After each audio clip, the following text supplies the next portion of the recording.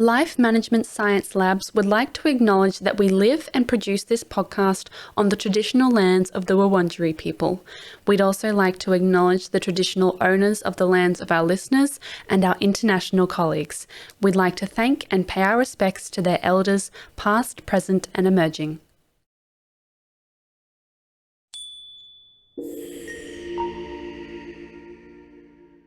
Hello everyone and welcome to Bouncing Back, the Personal Resilience Science Insights podcast produced by LMSL, the Life Management Science Labs. We are champions of life management science, providing structured insights informed by science and inspired by practice on key aspects of conscious living. Each week we bring you scientific and practical insights on each element with the expert knowledge of professionals in the field. Let's get started. Hi everyone and welcome to Bouncing Back, the Personal Resilience Science Insights podcast produced by LMSL, the Life Management Science Labs. I am your host Tia Harmer and today I am joined by Professor Everett Worthington, a clinical psychologist and Commonwealth Professor Emeritus working in the Department of Psychology at Virginia Commonwealth University. Today's topic explores forgiveness as a coping mechanism and how it informs our personal resilience. Let's get started. Hi, Everett. How are you? I'm good, and it's good to be with you. Great. Thanks so much for being here. So before we begin, you've had a very interesting professional life. So before we start, for those who don't know you, do you mind explaining a bit about who you are and what it is you do?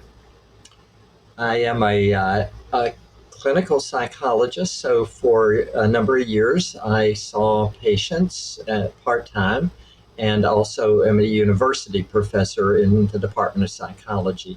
So I have spent about 40 years at Virginia Commonwealth University doing research and teaching large classes and just really enjoying students. And then speaking around the world. So it's been a fun ride. About 2017, I retired. So I still, or as I like to say it, my salary retired. I did not. So I'm continuing to do research. Oh, amazing. That's great. So we're going to do a bit of a get to know Everett now. So I'm just going to ask you some questions so the listeners can get to know a bit more about you. Ready? Ready. Perfect. All right. First question is, what's your favorite book? Well, I just read a really good book called The Second Mountain, and that's by David Brooks. So David Brooks is a journalist at the New York Times, and that it's just a wonderful book about how we spend a lot of our time trying to build up our vita, and then we realize at some point in life that relationships are very important, and that's the second mountain, is building those relationships. Oh, wow. Fascinating. And that one's by David Brooks. Yes. Perfect. And the second question is a movie you would recommend. I like this question. Well, for pure entertainment, I can't think that there's a better movie than Casablanca with Humphrey Bogart. So I think for entertainment, that's it doesn't get any better than that. I like the classic movie It's a Wonderful Life with Jimmy Stewart. Yes. And the reason I like that is that it shows people that, you don't have to be famous to have a real impact in life, that it's, people can have a gigantic impact on the relationships and the people around them. So, I think for an inspirational movie, that one does it for me. Definitely. Yes, so gorgeous. And the third question is, who is your famous role model? If you have one, not everybody has one. So, well, I do, and that would be Nelson Mandela, I think. Of course, since I study forgiveness, I can't think of a better person in the world and in history than what he was able to do. Definitely, very inspiring man. And question 4 is a course you have completed. Doesn't have to be recent. Well, the last time that I took an actual course was probably about the time that dirt was invented. So that would be a long time ago. But I listen to educational video courses and in the car CD courses all the time. So there's this company called The Great Courses, and I must have listened to at least 50 history courses. So, Oh, wow. I'd call that a course in history. I think so. Yeah, I think that definitely qualifies. Oh, wonderful. So, as I already mentioned today, we are discussing forgiveness as a coping mechanism and how this relates to personal resilience, which is the overall topic of this podcast. So, for our listeners, Everett, how would you define personal resilience? Well, what you said earlier when you were talking about personal resilience is actually the way I would define it, and that is bouncing back from adversity. So Mm, it's experiencing something that we think is negative. It has an impact on us, but most people bounce back. George yeah. Bonanno is a famous resilience researcher, and he believes that in a recent book in 2021, he argued that we are going to think about trauma differently because most people bounce back and are resilient rather than experiencing something like post-traumatic stress disorder. Mm, So it's bouncing fascinating. back. Yeah. Yeah, exactly the title of this podcast. So, why do you think resilience is important in our life? Well, I think that I like to think of it as more like silly putty rather than a basketball. So silly putty will bounce back a little higher than it was initially, and so I think it's important that we grow. That is part of life is being able to take whatever comes to us, whether it's positive or whether it's negative, and somehow be able to extract things out of that help us grow.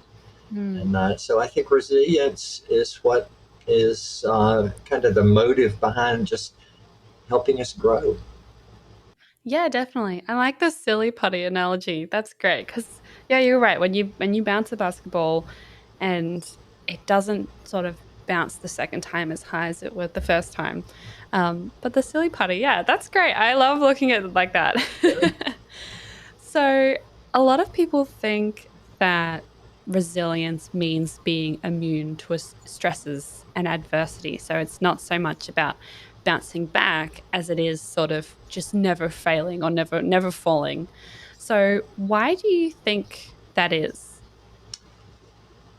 Well, I think people have an ideal where they would like to think that things would just bounce off of them and not have any effect. But I think the fact of life is that things do have an impact on us. They do, at times, if it's a negative event, they depress us or make us feel anxious or some kind of Mm, negative emotion. So I think yeah. that I like the idea of resilience as bouncing back more than being immune and having something bounce off of us. Mm. Yeah, definitely. And I think it's something that as a society we're kind of deconstructing in terms of that, nobody is immune to stress and nobody is immune to adversity. And because we're humans, at some point we will all kind of face those hurdles in those situations. So I think, yeah, learning resilience is so much more important than we think it is. I agree. So Yeah. today, we're talking about forgiveness more specifically. This is a sort of complicated topic. It's something that sort of a lot of people understand as rooted in religion or philosophy and all those kinds of things. But I want to know from your point of view, how do you define forgiveness? Mhm. Well, I think that there are actually two separate experiences of forgiveness, and so Okay. one of those, is making a decision to forgive, and that means making a decision to treat the other person differently than I might treat them if they've hurt me. So I'm going to kind of make an intention to not get even with them, to Mm. not be nasty toward them, but to rather treat them as a valued and valuable person. So, so that, of course, is what a psychologist calls a behavioral intention statement. That is, it's not really acting differently, because if I make that intention to act differently toward the person, even if they got hit by a car tonight and I never got to carry that out, I still would have made that decision to forgive.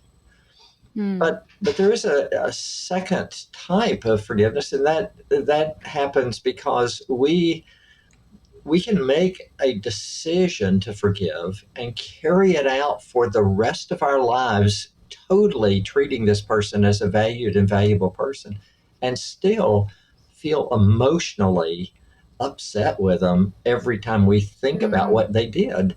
So that Yeah. suggests there has to be a second type of forgiveness, and I call that emotional forgiveness. So, emotional forgiveness is replacing negative, unforgiving emotions like Mm. resentment and bitterness, or hostility or hate or anger, with positive, other oriented emotions. So, when I say replacing, the, the picture that I have in mind is kind of like a chemist in a lab that is titrating acid. So there's this acid of unforgiveness in our gut, and we're adding Yeah. little bits of positive to it, and it neutralizes it little by little. So what I feel is I don't feel the positive. I just feel myself getting less and less negative until I get to a place where I'm pretty much neutral. Mm. Now, what happens at that point is it depends on the type of relationship I have with this person. If this is a person I don't care if I interact with them ever again, maybe they robbed me, Yeah. I don't want to hang out with them and be their bud. So if I've got that kind of relationship, pretty much full emotional forgiveness is just getting to the place where I feel nothing toward them.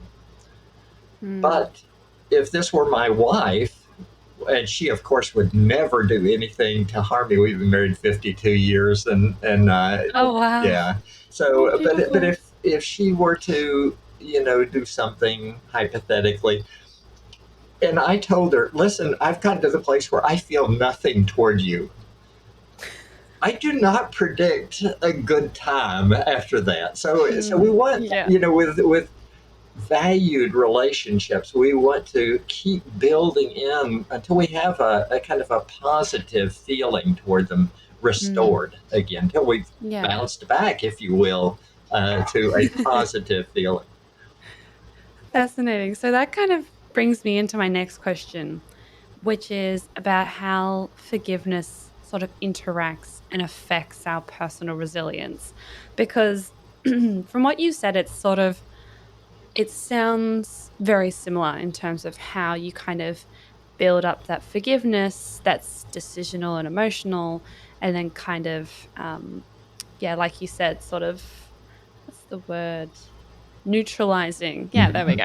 Neutralizing the negative feelings to build back up that trust and that value with that person. So that sounds quite sort of similar to a lot of the time what we talk about and the personal resilience side of that. How do you think forgiveness affects our personal resilience? Well, I think the two ideas are very similar to each other. Mm. I look at resilience as being um, kind of almost completely internal. You know, I'm bouncing back. But forgiveness is something that is internal, and yet it happens in an interpersonal context. And so it can help our relationship bounce back as well.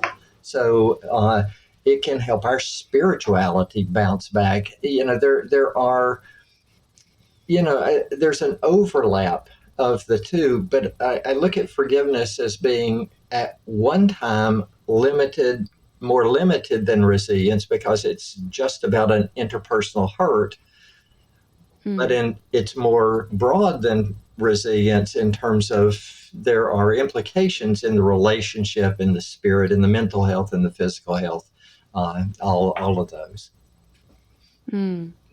Yeah, definitely. So that kind of, so I want to go into the next question, which sort of asks you to define decisional and emotional forgiveness, but you kind of already done it. So I sort of want to take a different angle Yeah. in terms of looking at, you talked about those two different types of forgiveness.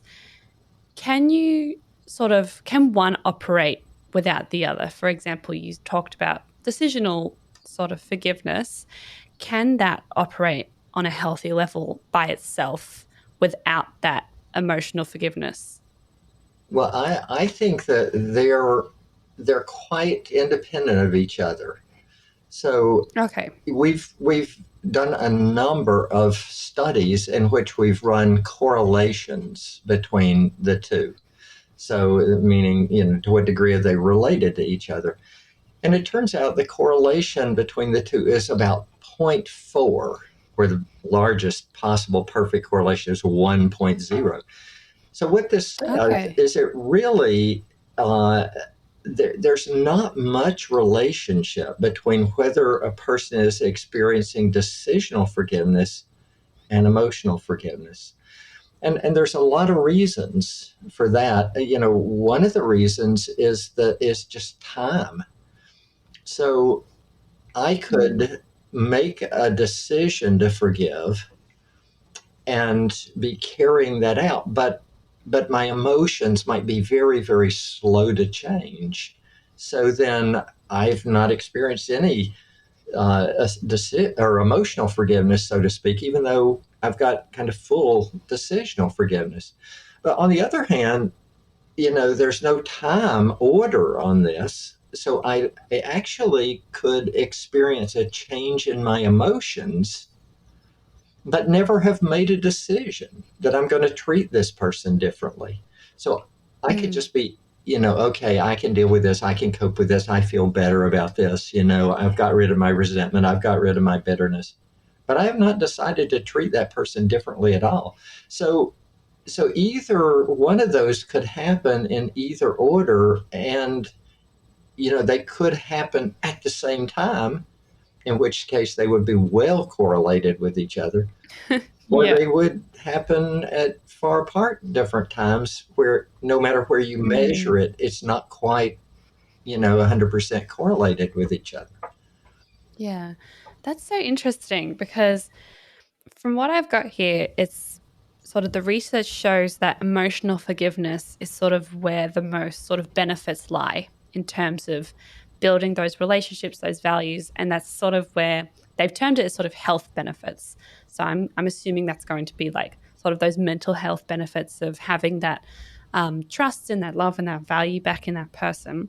So emotional forgiveness, this type of forgiveness has been seen to sort of reduce our stressful reaction to a transgression. How does each type of forgiveness help people to sort of cope with their sort of personal issues Mhm. towards that person? Yeah.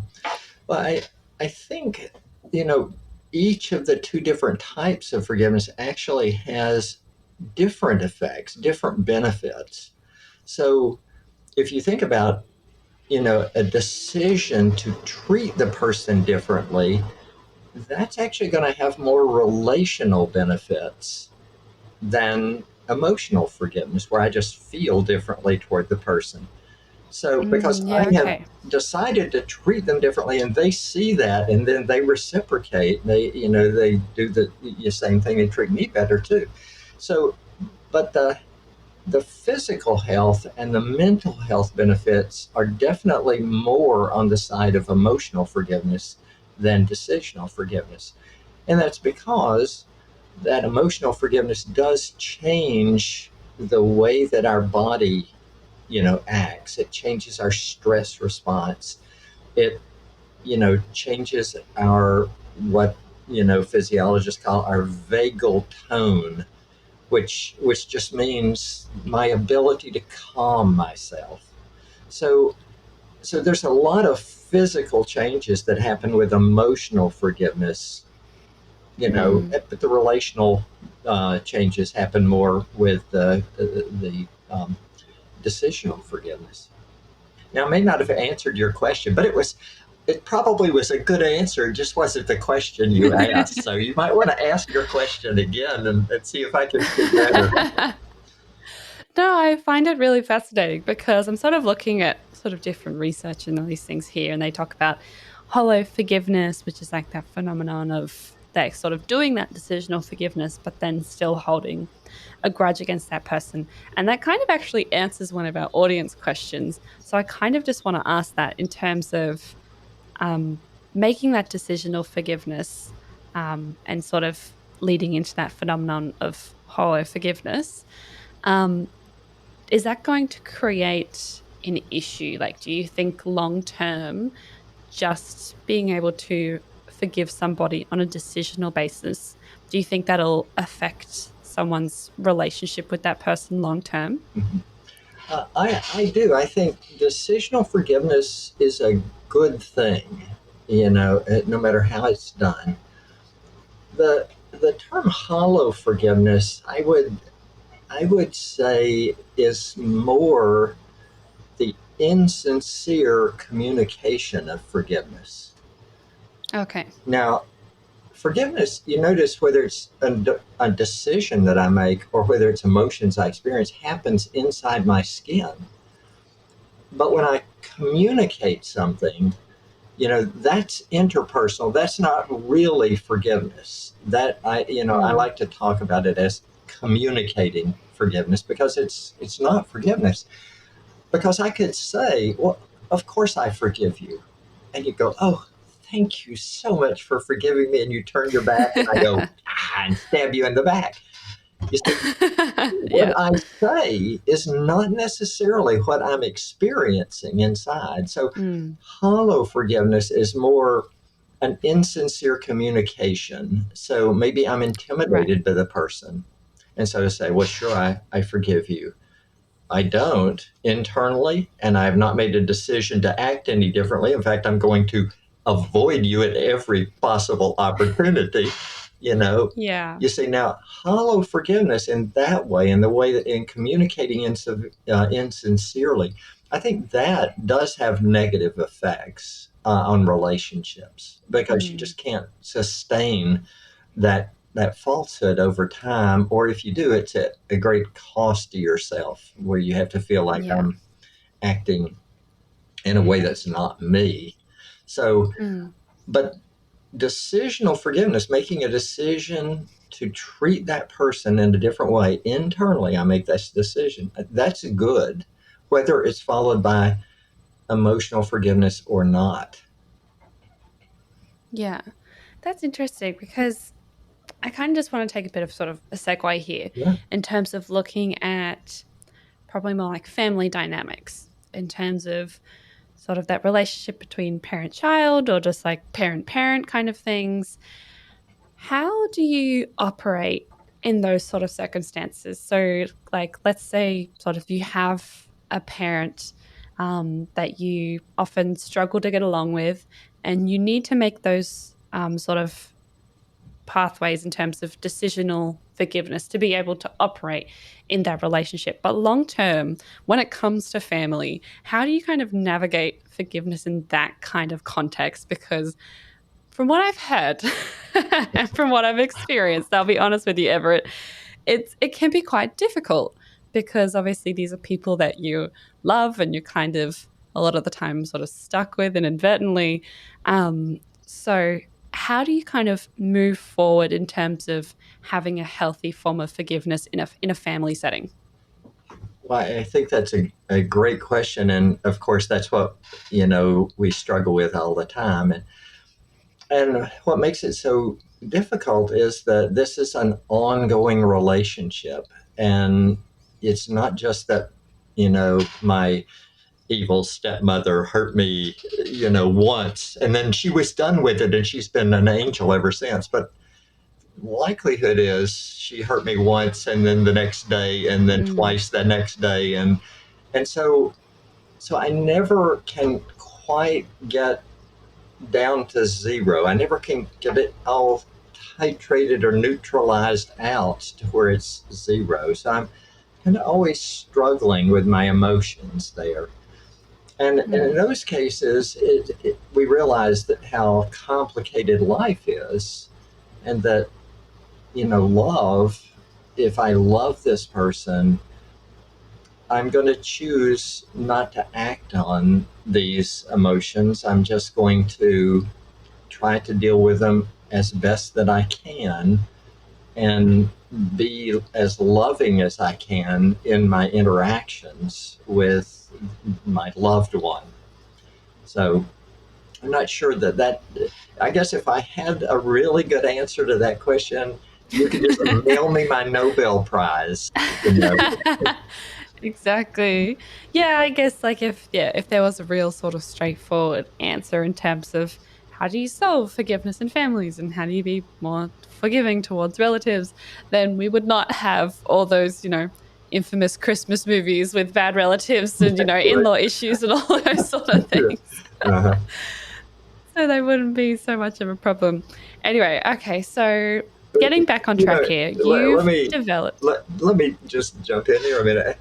Oh, We please. have the open mic a little later. I'm going to talk about Mm, humility and uh, okay. and how important that is in terms of like family get-togethers, and Mm. when we get provoked by someone, Uncle Ned, who provokes everyone at Yeah. the entire table, within 2 minutes after the meal starts. So I think that humility is going to turn out to be one answer there. That if I am Mm. oriented toward the good of the other person, then that's going Yeah. to cover up a lot of the just straight response to any hurt or antagonism. Mm. Definitely. Yeah. I think, yeah, when there's so many different things that come into forgiveness, and there's so many different sort of human attributes that we need to build on to be able to do those things in a healthy way, resilience, humility, all those kinds of things. They all sort of inform our ability to forgive. So, in saying that, you've developed a 5-step process called REACH. So, do you mind explaining sort of a bit about what that is and how it teaches us to be more forgiving in a healthy and attainable way? Sure. Um, this is a program that we've been studying now for probably since the late 1990s, and have really done, like, well, we haven't done, but scientists have done like over 30 randomized control trials showing that this is effective in all kinds of situations. So Mm. it's it's really a simple idea, but it's hard to do. Forgiveness is not easy, it's hard. So it is Yeah. going to involve, first of all, uh, we help people work through 5 steps to emotional forgiveness. And after they've experienced some emotional forgiveness, then we invite them to think about whether they want to decide to act differently toward this person. So, Okay. Yeah. so the 5 steps to emotional forgiveness are cued, the memory is cued by the acronym REACH. So, and I can say these really quick. Doing them is not quick. Right. Yeah. Okay, but R is recall the hurt. So I can't deny that I've been hurt to myself or just, to everybody else and still expect to make things better.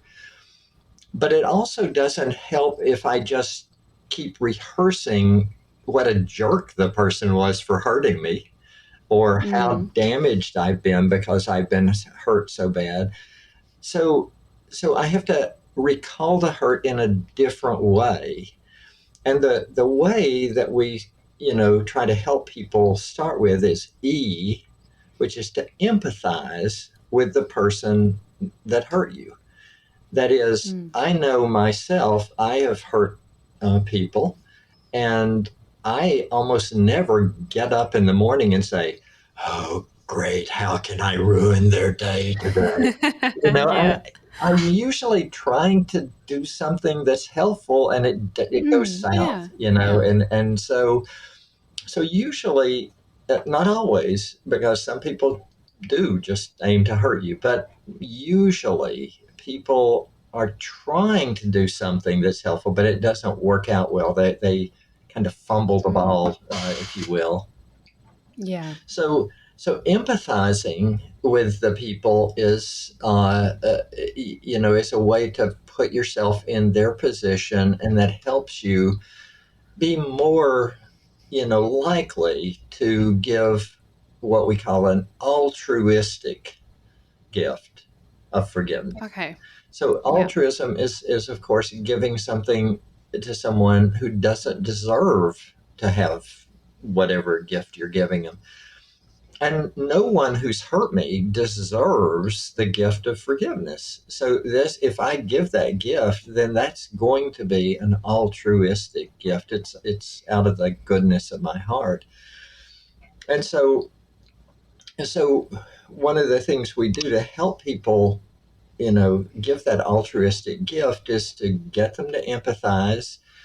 And then we ask them if they have ever hurt someone and just the person has just hauled off and forgiven them. And people can search back with their memories and find many times when their parents just let them off the hook, and didn't punish them, didn't ground them until they were 28, like they said they were going to. So Yeah. if people can see then how they felt when they got that altruistic gift, which is usually free Yeah. and light and the chains have fallen off, that helps them want to give that same type of altruistic gift to the person. So we've got R, recall the hurt, E, empathize, A, give an altruistic gift, and then C, commit to the forgiveness that you've experienced. So we give people a lot of ways that they can commit. One is to tell others that they've forgiven, or they can just write a letter to themselves or fill out a forgiveness certificate to themselves. Um, Yeah. in a group, we have them sometimes write a little note on their hand. This person betrayed me, so I write betrayed down on my hand in permanent ink, and then I wash it off. And that's like going through this reach model and Yeah. getting rid of it. And sometimes it all comes off, sometimes it doesn't. So sometimes I have to repeat the washing. So C is like make some kind of commitment to the forgiveness that I've experienced. And the reason that that works is because, it helps me to H, hold on to that forgiveness whenever I doubt. And I almost always will doubt that I've forgiven. It's like, suppose that I work through the reach forgiveness model and I have a breakthrough and I forgive my boss for all the mean things that he's done. And I walk in on Monday morning and I see my boss. Do you think that I'm going to go, oh, just fall on his neck, and hug him? I'm not. what will happen is I will feel anger because that's a conditioned response. And Yeah. that anger, it's easy if I feel angry toward my boss, it's easy for me to say, oh, wow, I must not have Mm. forgiven him. But I have Yeah. forgiven him. I'm just experiencing a different emotion. So so Mm. that's kind of the 5 steps to emotional forgiveness, to reach emotional forgiveness. And then after that, we invite people to consider if they want to make a decision to treat the person in a different way as a result of the emotional change they've experienced. Interesting. So that kind of, so in that way, you're sort of asking them to make that emotional decision to forgive them before they make that decisional sort of forgiveness. So it's kind of emotional and then decisional. Is that sort of what Right. it's aiming for? That's Yeah. right. Because if you Interesting. just invite a person to act differently, they will Yeah. usually look at you and go, no, I'm not going to do it. This is a jerk. So Yeah. they kind of have to, feel differently, and that will help them decide differently. True. Yeah. Now, Yeah. in real life, now this is an intervention to help people. So, what a clinical psychologist does with an intervention of some kind is to walk you through a kind of a logical stepwise procedure that gets you to the place you want to go. Um, Mm. in real life, I can make a decision first, and then I can decide I'm going to forgive that person. I'm going to treat them differently. I don't want to keep being at odds with them. And I may Yeah. still be upset. And so now I have to break out the reach forgiveness model and work through my emotions. So it doesn't matter which one comes first. It's just, do you get to the place you want to get to in the end? Yeah. Yeah. That's fascinating. So you mentioned before, um, sort of when it came to the empathy side of it, in terms of empathizing with the person that you want to forgive. So I want to sort of talk about when it comes to more traumatic incidents, kind of things that involve sort of post traumatic stress disorder, where people often experience sort of flashbacks when they feel like they're reliving a past traumatic event, sort of they're recalling it and being able to empathize in that moment. How do you think sort of that obstacle can be sort of overcome? Because when I look at it, that's something like very sort of complicated and difficult to do. And sort of, wouldn't it be an obstacle for them to be able to forgive the transgressor? So how can people who have sort of struggled with traumatic events, how can they sort of move forward in being able to get to that place of forgiveness so that they're not having to feel that sort of constant pain and anger? Is there a way for them to sort of get to that place? I think there actually are probably a lot of ways. And, so one of the things that we always do is to say, nobody has to forgive. There are a lot of ways to deal with injustice in your life, a Mm. lot of good ways that work. And, and so we are careful to try to show people that they can, they could get justice in some kind of way, or they could see justice done, whether they got justice or not. I got run off the road once by this guy who was a crazy driver, and he was speeding. And then I was on a bicycle, and as I topped the hill, Mm. the police had stopped him or were giving him a ticket. I didn't hold any unforgiveness toward him for running me off the road, because I saw he was getting what he deserved. I saw that justice Mm. was done. Well, that's not forgiveness, that's justice. Or people can turn it Right. over to Okay. God. A lot of people are like, Yeah. yeah, I'm going to turn it over to God. He's going to sack them. In other words, they're appealing to divine justice. Or people just say, well, I'm going to turn it over to God, not my problem, God's problem. I could tolerate it. I could just say, yeah, well, I'm just going to put up with this. Well, that usually has a lot of costs emotionally, especially in the Western half of the world. But, I can tolerate it. I can forbear.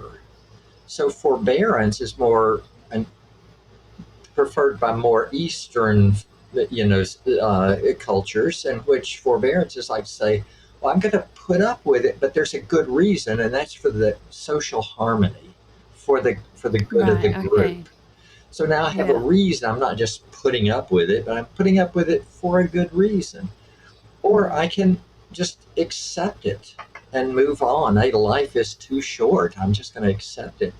Or I could forgive. So you see, there are a lot of ways that people can deal with injustices. They don't have to forgive, you know. Right. Okay. But what we tell them is you can mix and match these so that you get rid of those negative feelings that you have.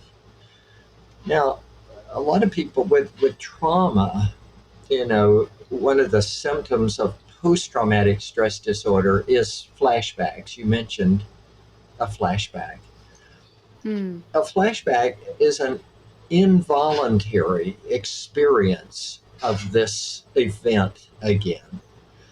So that's a very different thing than approaching this as, okay, I'm going to remember this event in order to forgive it, or in order to accept it, or in order to forbear, or in order to turn it over to God, or whatever. You see, there's a very much of a difference between what spontaneously I can't control and what I am controlling, Yeah. and therefore I'm experiencing negative, but it's much more measured than it is with those flashbacks that just kind of come at you, and people are Yeah. really Yeah. bothered by them. Yeah. I kind of want to ask sort of when it comes to sort of traumatic events and things like this, a lot of the time the first thing they'll tell you is, or sort of a medical professional or a psychologist or something, the first thing they'll say is it's not your fault or it wasn't your fault, depending on what the situation was, obviously. Um, but a lot of the time when it comes to things like that, the first thing you get told is it's not your fault, it wasn't your fault. In those situations, when it comes to personal forgiveness, so forgiveness, sort of you have to forgive yourself, is it, can you sort of go through the same process or do you have to take sort of a different route when it comes to sort of personal forgiveness? Yeah, that's a really good question. I think that self forgiveness is a lot more complicated than forgiving other people. And Right. the reason is I want to forgive myself if I did something wrong. I hurt somebody, and I'm living with the guilt and the shame of this. You know, I- you can't just go, I forgave myself and it's done. Yeah. It's like I'm a mass murderer. I've killed 50 people, but I've forgiven myself. If I hear Yeah. somebody go that, I'm going, no, Yeah. you can't do No. that.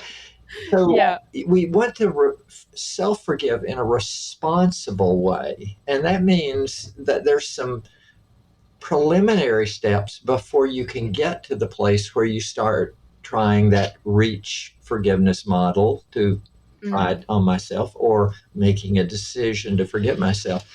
So the kind of the three preliminary models, or preliminary steps, are, first of all, I have to make things right with whatever I hold to be sacred. So if that's Right. God, I make things right with God. I try to. If that's nature, and I feel that what I've done is a crime against nature, and I'm out of sorts with nature, well, I try to make things right and get back into harmony with nature.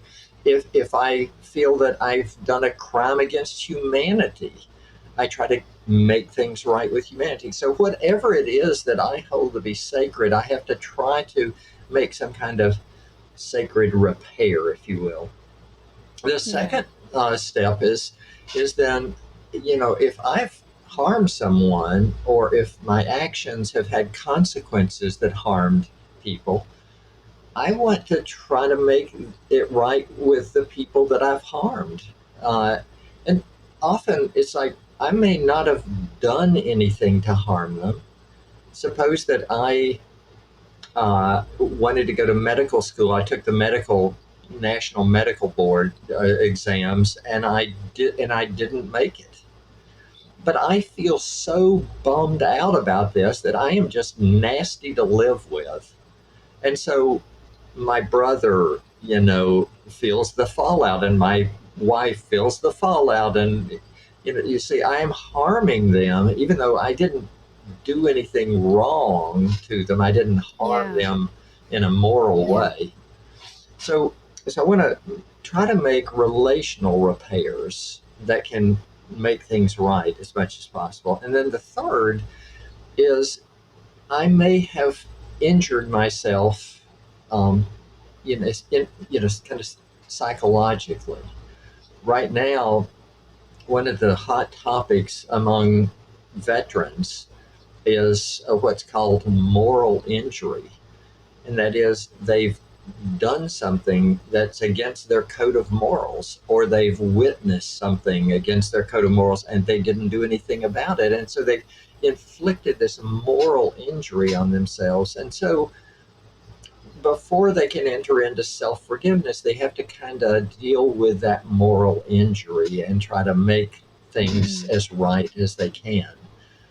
So once we've done that, then the person, can enter into responsible self forgiveness and can work through the reach acrostic, recall the hurt, empathize, altruistic gift to myself as if I would to another, Yeah. commit and hold on, and then make a decision to forgive myself. Now, here's the problem. Often that doesn't take care of everything, because there Right. are a lot of people that can say, I can forgive what I did. I'm just having trouble accepting that I am the type of person that would do that. That's a different Yeah. thing than Yeah. self forgiveness. That's self acceptance. And that really Mm. is like the cornerstone of most psychotherapy practices, is helping people accept themselves because they fall short of their own standards in some way. So, so then the last step in self forgiveness is I want to not do this again. I don't want to repeat my mistakes. I want to kind of vow to live virtuously as much as I can, at least in Mm. this particular way, so that I don't do this again. So I think self forgiveness is, it's complicated. It's hard. Yeah, definitely. Yeah. I think that's why I kind of wanted to ask, because I asked this like sort of we talk about forgiving other people, but obviously, we're humans and we don't do what we're supposed to be doing perfectly. So in the chance that we do hurt someone, sort of how do we move forward with that? But yeah, I think it is definitely important to kind of have those self realizations and those self reflections. And yeah, just kind of almost sort of accepting that you did that and you made that mistake, and that was you, as difficult as that could be, because nobody wants to Mhm. hear that, That's right? right. Like nobody Yeah. wants to know that they were the person that did that. But I think it's sort of just a growth kind of mindset in terms of being able to understand that you have flaws just like everybody else, and just like people have hurt you, you will sort of hurt them. So yeah, I think that's great. But those preliminary steps, I think, are definitely helpful before you go sort of into Mhm. the reach steps. So we kind of want to divert here a little bit. You've mentioned sort of in the past that you've had a complicated relationship with forgiveness and being able to forgive people. Do you mind sharing a bit about your forgiveness, or your experience in terms of forgiving people, and how you've learned from those experiences. Just like everybody, I've had quite a number of things that people have done to me that I've done to hurt other people. But when I was early in my research, I'd been studying forgiveness for about 6 or 7 years, I guess, and it turned out that I got really kind of put to the test because on a New Year's Eve night, my mother was murdered in a home invasion. So apparently, a young man, thinking that no one was home, broke in, searching for treasure, thinking that people were gone to a New Year's Eve party because the house was dark. My mother had gone to bed early. She didn't drive, so there was no car in the driveway. And so he probably thought he was going to, create this perfect crime. And he broke in, and of course, it did end up waking her up as he searched the place. And, he ended up bludgeoning her with a crowbar until she died. So I learned about that on New Year's morning. My brother called me from Knoxville, Tennessee, which is about 7 hours drive away from Richmond, Virginia, where I live. And he said, he was really shaken. He said, something terrible's happened. Mom has been killed, and you and our sister need to come down. And so I called my sister up, who also lives in Richmond, and we drove down together. And that tossed us into the middle of this murder investigation, and which it's a very chaotic experience. And they took us over to this house that we grew up in for 20 something years, and it's just a scene of a crime. It's been searched by looking for treasures, and things have been thrown everywhere, and then there's just blood all over the wall where this violence took place in the hallway. And so, as we kind of processed what was being uncovered in the investigation over the course of the day, more and more understanding came to light, and it started to look a lot like a youth with a break-in, and and they actually found a wine bottle that apparently he had been drinking, and a bunch of a thing that held change and money that he had carried away and thrown away in a big field nearby. So as the facts started to unfold, by that night, my brother and sister and I were in my brother's back room, and we were talking. And the more that we talked about it, the angrier that we got. And I remember at one point being so angry, I pointed to a baseball bat against the wall and said, I wish whoever did that were here. I would take that baseball bat and I would beat his brains out. Well, I was so angry that when I finally went to bed up at my relative's house, I couldn't sleep. And I just spent 3 hours just walking back and forth around the bedroom until about 3 a.m. And I just thought, well, this is crazy.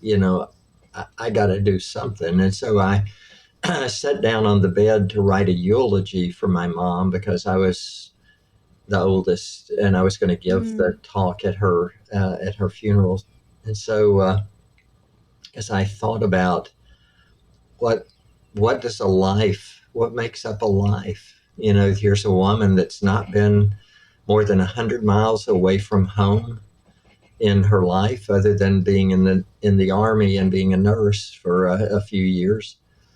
and and yet she had raised three kids, and she had a meaningful life. It's a wonderful life. Again, that's the Jimmy Stewart character Yeah. that her life made a big difference. But as I thought about it, I suddenly realized that here I'm a forgiveness researcher.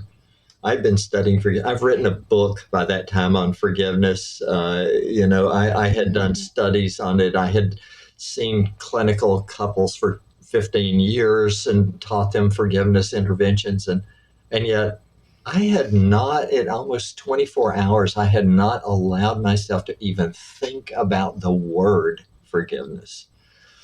Yeah. And I thought, oh man, I gotta at least think through this. And so I sat and thought about that reach forgiveness model and trying to recall, okay, what happened, and then think about it from the point of view of a young man who's out in the cold. I mean, that's New Year's in Tennessee. That's the height of winter. So that's probably,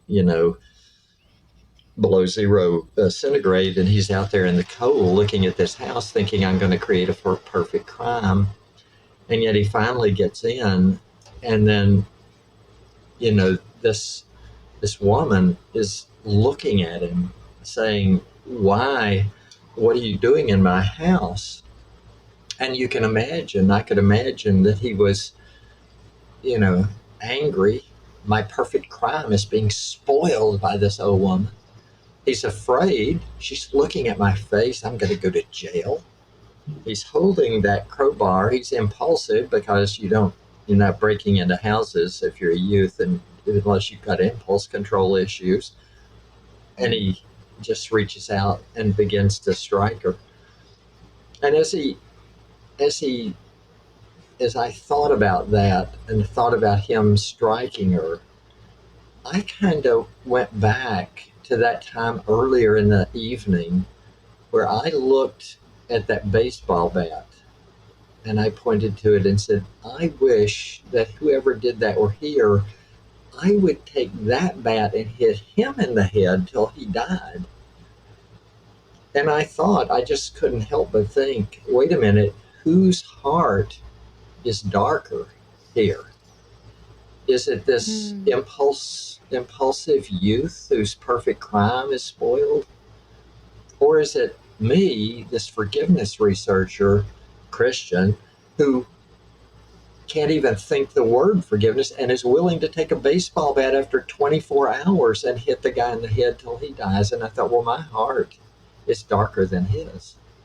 And yet I knew if I could be forgiven for that, which, as a Christian, I felt like I could be forgiven. I thought, well, if I can be forgiven for that darkness of my heart, then who am I to hold this against this young man? And so I was able to forgive him. Now, I wish that were the end of the story. Uh, it's not, for a lot of different reasons, but one of the reasons was my brother developed post-traumatic stress disorder as a result of walking in and finding my mother's body. And for 10 years, he suffered with this PTSD. I didn't know it, but after about 10 years, I was down in Knoxville at a conference, and Mike and I went out to dinner together. And we got to talking, and he said, I still have problems with that scene that I saw. Mm. Sometimes I'm so depressed, I just go into my bedroom and shut the blinds and stay in there like from on a Saturday for 12 hours in the dark, and just these horrible scenes come into my mind. And I said, Mike, you really ought to see a counselor about that. That sounds like a post-traumatic stress disorder. Now, he did not have a good view of counselors. Uh, we inherited this from our father. who was an active alcoholic and was mandated to go to counseling once. And, he did not like the psychologist. And so he passed that on to Mike. And so when I said, Mike, you might need to see a psychologist about this, Mike goes, I'm not going to any shrink. So he says this to his shrink brother, right? So this probably tells you something about the older brother, the younger brother dynamic that we had growing up. But so I said, well, Mike, if it's been 10 years and you haven't gotten over it, if you don't do something different, you're not going to get over this. And he said, Yeah. I'm not going to any blankety blank. He didn't actually say blankety blank, but, to any blankety blank Yeah. shrink. And I don't want to hear any more about it. Well, at that point, I was like almost 60 and, I had a lot of clinical experience. And, I understand about resistance. Did I use my clinical knowledge? Not for a minute. I acted just like a hormone crazed 16-year-old who's in a conflict with his brother. And he goes, I don't want to hear any more about it. And I went, fine, whatever. And I didn't bring it up again. Well, within 3 months, he committed suicide. And so then that left me feeling like really bad about myself because I had not used the things that I was equipped to do, and I felt like I had let my brother down, and that set me off on a kind of a journey trying to pursue self forgiveness. Whereas the forgiving the young man who murdered my mom happened quickly, which it almost never does, but it just happened that way with me that night. I spent about 2 years trying to forgive myself and ended up having like spiritual, distancing from God and all kinds of other fallout as a result of that. So, so yeah, I have had a kind of a complicated, uh, you know, experience with forgiveness, both self forgiveness and forgiving others. And so, Yeah, definitely. Thank you so much for sharing, because it's definitely something that I think, even if it's not such, an intense life changing experience, is that then it's something that, we come across, whether it's in our friends or our family or our personal experiences. And yeah, being able to forgive yourself and forgive others is so much more difficult and more complicated than we sort of give it credit for. And I think it's something that we need to, learn. And I think everybody's going to have a different approach to this, whether that's, from a religious perspective or philosophical or those kind of things. But I think as long as we're, learning from those experiences and learning from those around us, just being able to, sort of discuss it with people. And yeah, that's why it is so important to have those conversations, and to be able to, learn from others, learn from ourselves. And when, you do share sort of how you've overcome things and work through things, then, you may also be helping somebody else who is going through something similar to that. So I think it's always, important, but difficult, obviously. Yeah, very difficult. But I think if we're, in the sort of in the business of helping people, then it's always helpful to be able to show, like, hey, just because I know about this thing doesn't mean that I'm going to be 100% perfect at it, and that doesn't mean that it's always going to come naturally to me, no matter who you are. So yes, thank you so much for sharing. mhm. So we're going to go into our practice habit debrief now. So this is essentially the part of the podcast where we discuss something that the experts do to sort of help them work through, something to reach that place of personal resilience. So in terms of your forgiveness strategies, do you have a specific sort of forgiveness practice or habit that you do to help sort of work through things on a day-to-day life or big life experiences? Yeah, I think these kind of practices with different virtues are different. So, um, so for example, with gratitude, having a gratitude journal, or you know, we can do that every day. We can write three things that we're grateful for. With forgiveness, it's not really quite like that, because it's more like a as needed. So I may go, if I have a kind of a easily upset personality, I may go a day before somebody offends me. If I have a real agreeable personality, I may go a month or a year before somebody offends me. So whenever we get hurt or offended, then we need something that's a practice that we can do, and that reach forgiveness model, we have put into group form, psychoeducational group forms, or counseling, individual counseling forms. But the thing that we've done in the last 10 years or so is to develop do-it-yourself workbooks for these. And so there is about a 6-hour do-it-yourself workbook and I put all of this free on my website, and hopefully you'll be able to post that. It's fworthington-forgiveness.com. But Yes, definitely. all of these are totally free and downloadable Word documents that people can work through.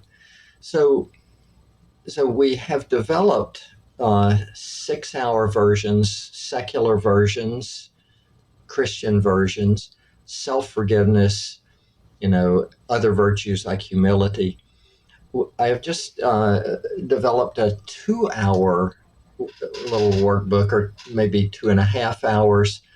We haven't posted that yet because we have not gotten a randomized controlled trial that shows that it's effective.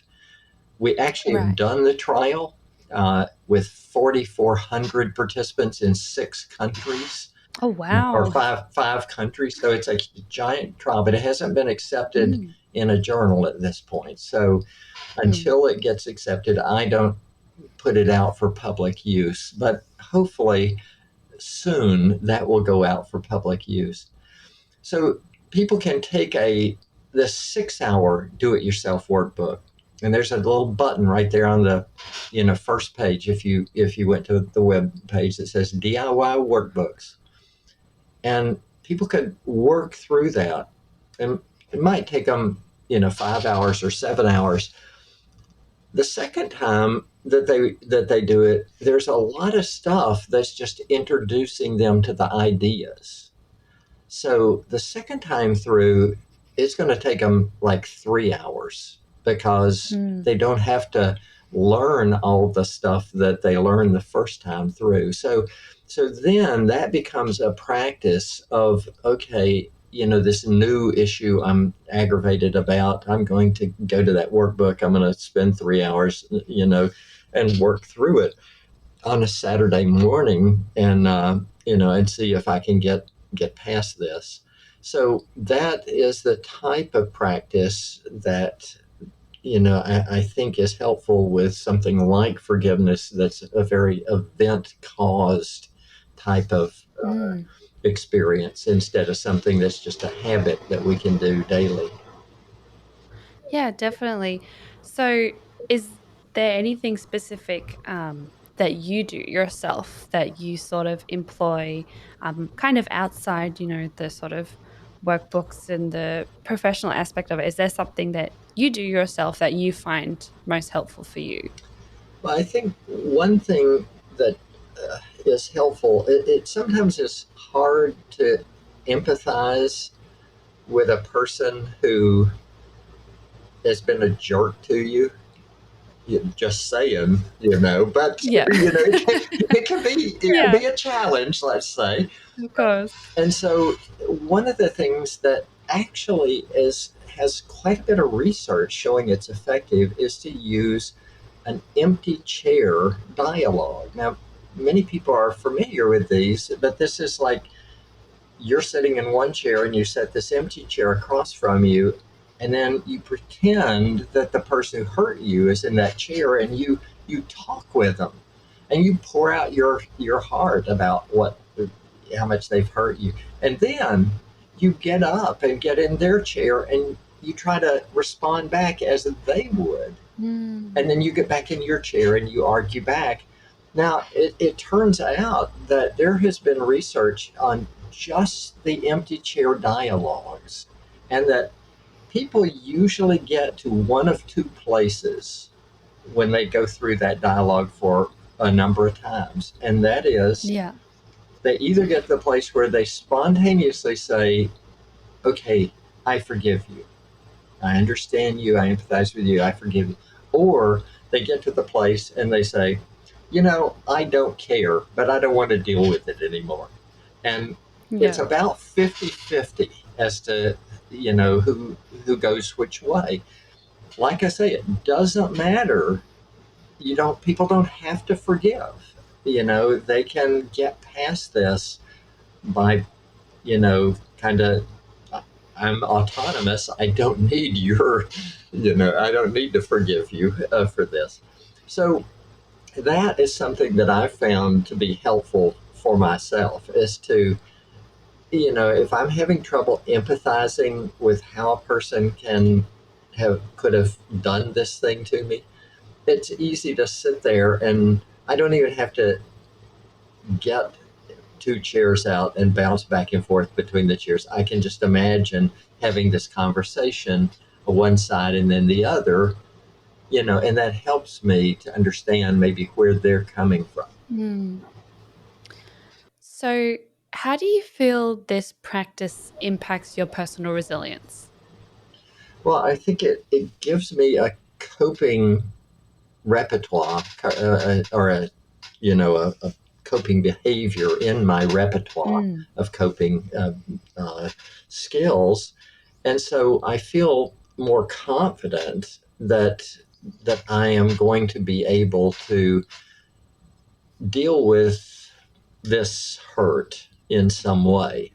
There may be 5 or 6 different ways that I try to deal with a hurt. But if I have confidence that 3 or 4 or 5 of those might be effective, then I can pull out one, I can try it. And then if that doesn't work, then I say, okay, let's try this one.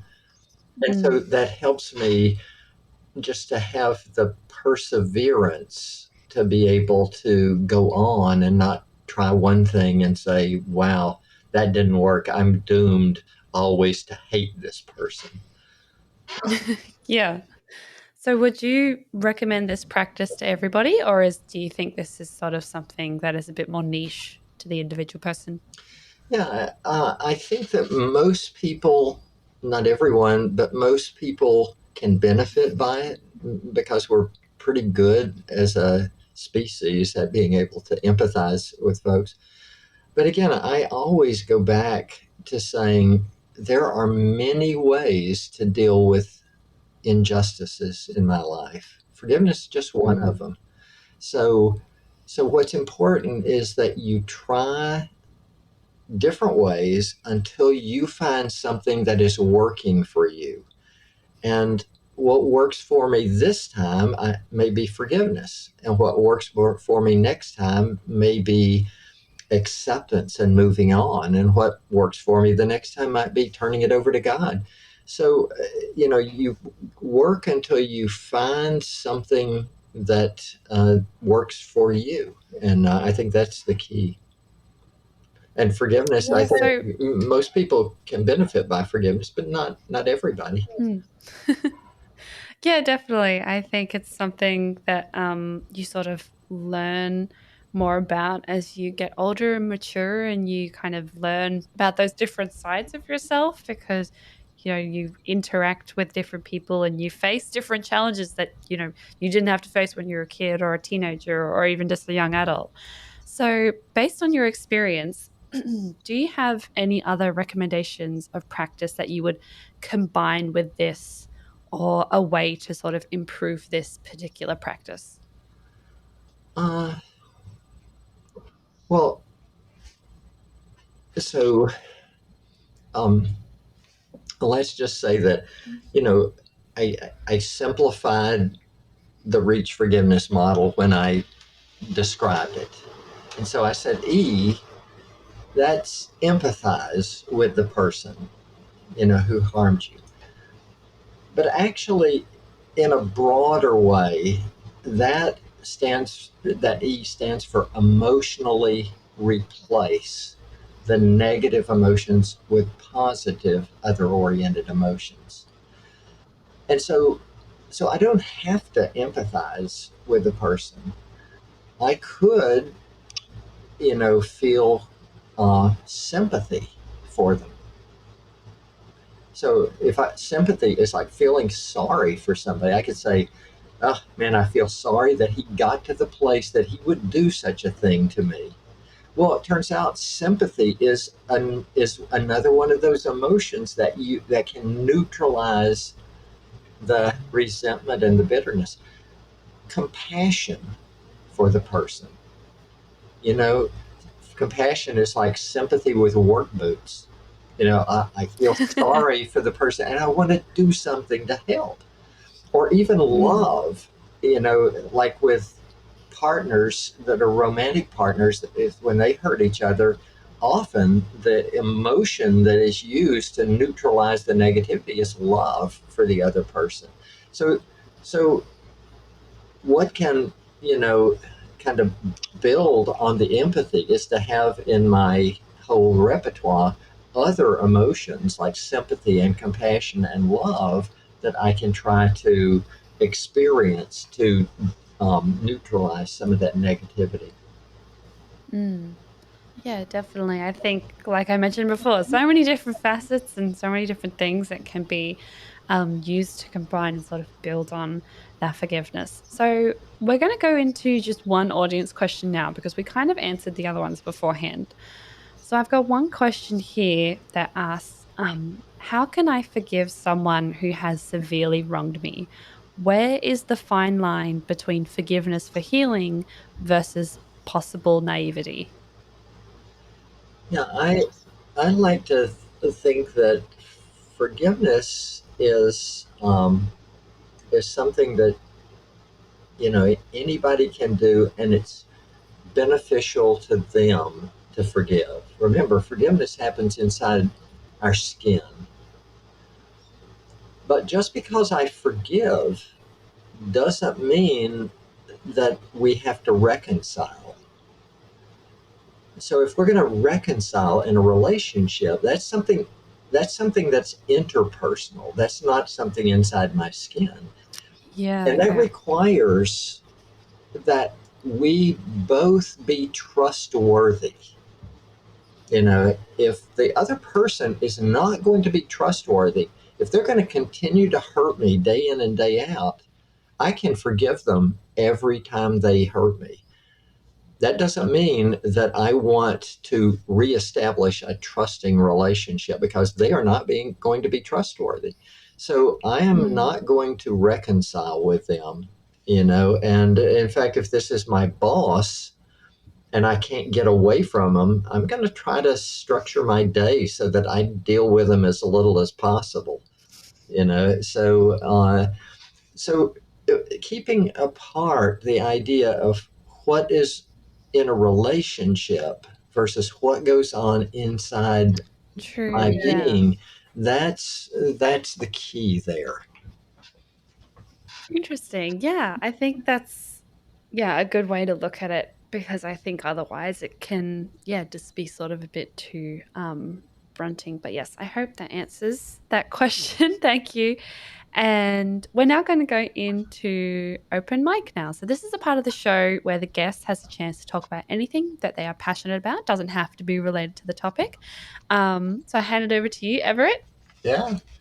Well, I do research in different virtues. So I study virtues like, forgiveness and patience and self-control, and but one that we've studied quite a lot is humility, and and so I thought I would talk about humility because it's so relevant for today. So, first of all, what is humility? And so my definition is that got four parts to it. And I hate to sound so academic. Maybe it's too late. I already sound academic, but it's got four parts, and they are all necessary, and the four of them have to be there for it. So it's necessary and sufficient conditions for humility. So the first condition is that we see our strengths and weaknesses, and we have an accurate view of our strengths and weaknesses. And the second part is that we try to be teachable to correct our weaknesses. So the first part is it's kind of like the baby bear, in the Goldilocks, not too hot, not too cold, but just right. So Yeah. so we have an accurate view of our strengths and weaknesses. Not thinking too bad of myself, not thinking too good of myself, but being accurate. And then I'm teachable. The third part is more interpersonal, and that is that I need to have a modest self-presentation. So we would not say somebody is we're not we're not say a politician is humble if they're just spouting off, "I am the greatest." And then the fourth part is where psychologists will go in one of two directions. So one of the about half of the people will say that it's having a quiet mind. It's Mm. it's not being always a noisy mind that is touting my own how wonderful I am. But the other half of the people, and I'm on this side, is to say that we need an orientation toward others to lift them up instead of putting them down. So Yeah. accurate view of strengths and weaknesses, teachable, modest self-presentation, and an other orientation to lift others up and not put them down. Mm. So it turns out there are several types of humility. So one is kind of general humility, Interesting. Yeah. Okay. but another is like a state of humility. So if I'm going into this negotiation, this business negotiation, I don't want to go in just going, trying to jam my point of view down the other person's throat. I want to go in with a attitude. It's a humble attitude that's oriented toward others, that's accurately viewing what my strengths and weaknesses are. So, so that's a state of humility. Now, another type of humility is relational humility. So, relational humility just recognizes that a humble boss, is going to do different things than a humble worker. A humble teacher is going to do different things than a humble student. So, what makes up humility interpersonally is going to depend on the relationship. The, the, the one other type of humility, and this is where it gets really relevant for today, is called intellectual humility. So, intellectual humility is really, um, you know, holding my ideas in a kind of loosely enough that I am aware of my own limitations. I'm aware Mm. that I might make mistakes, that I might not have all the facts. So I can't just like come across as I know exactly the way things are. So there are different types of intellectual humility. So one of the or two of the kind of important types are political humility and religious humility. This is the way that people disagree. They Mm. stake out their position and they go like, this is the way it's going to be, and I will write nasty notes on your Facebook page if you disagree with me. So Yeah. and this is today we have so many conversations where people are just polarized, and so I think that humility is like the kind of the way that we can maybe mitigate some of this polarization throughout our world today, Yeah, definitely. in political issues, but also in religious issues. And academics are just terrible at this. We all have our. If you don't believe my theory, then I'll write on your Facebook page. But at any rate, so I think. Uh, some of the things that we have done is develop a little, a do-it-yourself workbook to help people who Mm. wish to cultivate humility to be more humble. We've done a study that the data are collected, but we haven't written it up yet on political humility in the Chicago area with three big Yeah, schools wow. in the area, trying to help Yeah. people develop a sense of more political tentativeness instead of Mm. being so argumentative and polarized. So Yeah. anyway, this is my open mic. I just think that humility really is good for forgiveness. It's good Yeah. for politics. It's good for religion. It's good for just the way that spouses For and everything. partners treat Mm. each other. We've just finished a project in which we just had a meeting about it on last Monday, in which we tried to code the way that married couples talked about things they disagreed about, and about what were the Yeah. behaviors they did that showed the other person they were not being humble, such as Mm. rolling their eyes when the other person talks, or looking away, and crossing their arms, and so we tried to code some of those key behaviors. Yeah, fascinating. No, yeah, I think humility is something, yes, that the world definitely needs a lot of, especially these days when, information is so accessible and people can have so many more conversations. And while that's a lot of the time beneficial for people to be able to learn and experience new things and, have that growth mindset, it also, fosters opportunities for people to heads to get a little bit too big and, opinions to get a little too strong. So I think, yes, humility, definitely. Everyone go check out, yeah, that workbook because I think we could all use a little bit, yeah, more humility and a bit more forgiveness. I think it's something that definitely needs to be, yes, definitely more normalized and, yeah, more proliferate.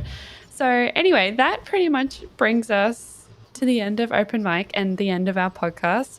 Thank you so much, Everett, for being here. For those who want to find out a bit more about you and what you do, where can they go?